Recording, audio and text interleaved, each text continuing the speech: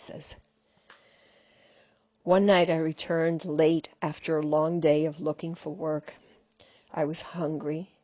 My room was dark and cold. I wanted to warm my numb body.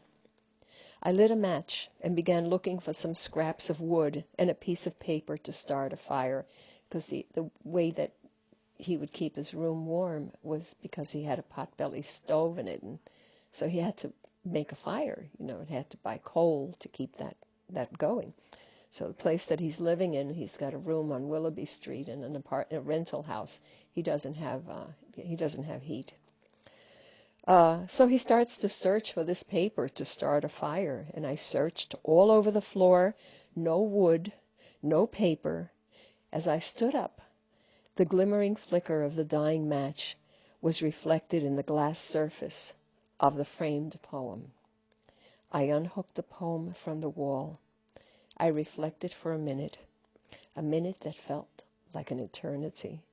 I took the frame apart, placing the square glass upon the small table. I tore the gold paper on which the poem was printed. I threw its pieces into the stove, and placing the small bits of wood from the frame on top of the paper, I lit it, adding soft and hard coal as the fire began to gain strength and brightness. I watched how the lines of the poem withered into ashes inside the small stove. So he takes this poem that he loves so much, that has been the inspiration of that has helped him put up with all of this discrimination, exploitation. But there comes a time when that discrimination and exploitation is too much, and it wears him down, and he ends up burning the poem. So this is the type of things these are the type of stories and observations that Jesus Colon leaves us.